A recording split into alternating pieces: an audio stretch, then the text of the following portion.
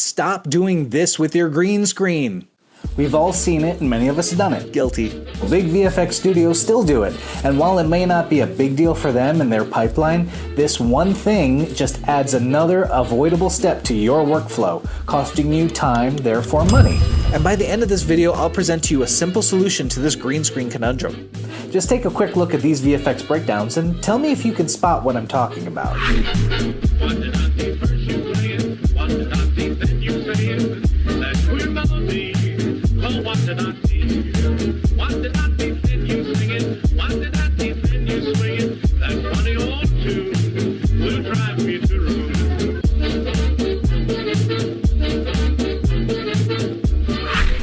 Did you see it? Take another look.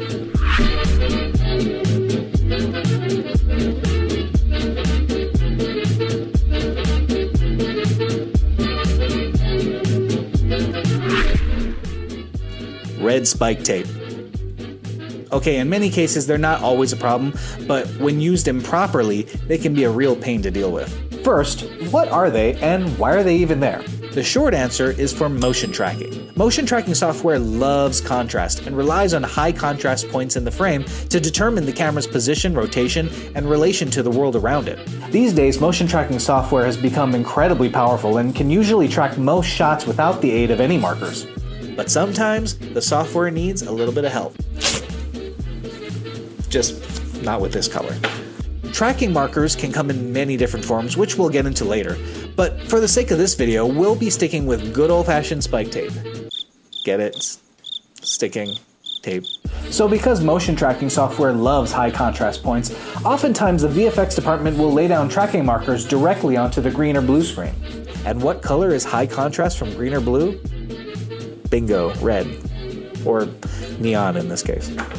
Now, adding tracking markers to a chroma screen isn't always a big deal. As long as you make sure your subject doesn't overlap the markers, you can just mask around them and you're all good. But when your subject is standing in front of the markers, or you just have way too many to make keying a viable option, you'll find yourself painting them out by hand, frame by frame, or in some cases rotoscoping everything anyway, making your green screen basically useless. And yes, while you could run a separate key for the color of the spike tape, your subject's clothing or skin tone may share some similar colors to the red spectrum, so that approach may present its own challenges. Plus, it's adding another step to your already very busy workload. The goal here is to reduce the steps and streamline your workflow. I am not on a green screen. I am definitely not on a green screen. Yes, we often see these markers in VFX breakdowns by the big studios, but they have teams of artists to handle this and millions of dollars to cover the cost of removing them.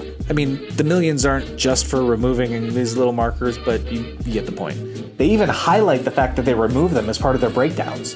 But for the budget-minded independent artist or filmmaker with limited time and resources, it's even more important you streamline your workflow and get ahead of any unnecessary work.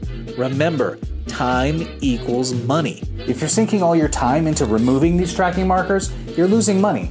But I have a solution for you. Game changer. It's green. It's green. I know, it seems counterintuitive. I can hear you now. Didn't you just say tracking software loves high contrast points? That's just green on green. Yes, but it's a lighter green, and tracking software loves highlights. Check out the behind the scenes from this Star Wars fan film by VFX It in Post. They nailed the green markers, and their film looks amazing. Using a lighter green tape both allows you to get a cleaner key and offers just enough contrast for tracking software to lock onto. Pay no attention to the outside of the green screen's border. Just make sure your camera's at a high enough shutter speed that it reduces as much motion blur as possible to avoid having to hand track anything. Also, bonus tip, if you're still having trouble finding contrast in the tape, pre-compose your footage, add an adjustment layer, adjust your levels to increase contrast, and add an unsharp mask to really define the edges. Your footage is going to look just awful now, but it should provide the contrast your tracking software needs. Then when you're done, just turn off your adjustment layer and proceed with keying. And if you want to see a tutorial where I work on a little bit of green screen, click on the link over there. Somewhere over there. But until next time, I've been Jake, and always remember, to reframe what's possible.